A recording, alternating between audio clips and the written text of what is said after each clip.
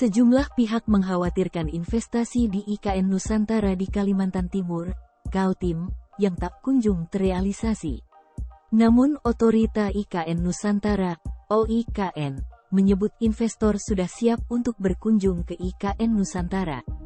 Bahkan OIKN menyebut setelah investor Singapura, akan menyusul investor dari Eropa dan Timur Tengah yang akan berkunjung ke IKN Nusantara dalam waktu dekat.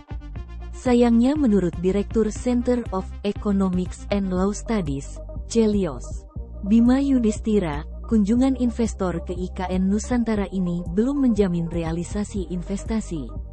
Diketahui sekitar 130 investor dari Singapura berkunjung ke IKN Nusantara, Kaltim, akhir Mei tahun 2023 lalu.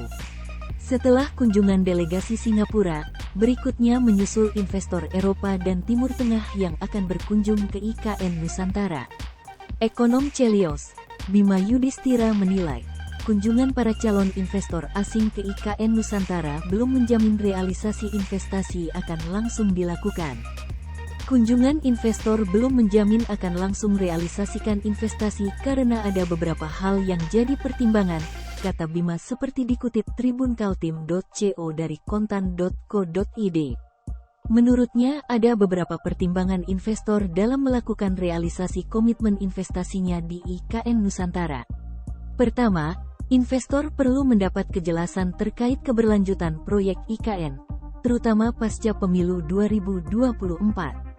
Hal tersebut karena ada risiko politik dari bergantinya kebijakan. Kedua, Bima mengatakan, setelah kunjungan resmi calon investor biasanya mengirim tim teknis lakukan uji kelayakan proyek. Tim tersebut akan menghitung berapa internal rate of return, IRR, dan pertimbangan prospek permintaan jangka panjang. Disinilah pentingnya pemerintah memberi proyeksi yang cukup realistis dan ada pendampingan tim follow-up misalnya dari Otorita IKN, imbuhnya. Ketiga, menurutnya dalam pertimbangan untuk investasi jangka panjang juga berkaitan dengan model investasi. Calon investor mungkin lebih tertarik membeli surat utang pemerintah misalnya sukuk untuk proyek IKN karena tanpa risiko dibanding terlibat pada investasi langsung, kata Bima. Keempat, sumber pendanaan investasi perlu mempertimbangkan cost of fund atau biaya dana di tengah naiknya tingkat suku bunga dan pertimbangan likuiditas di pasar. Jadi prosesnya masih sangat panjang, ujarnya.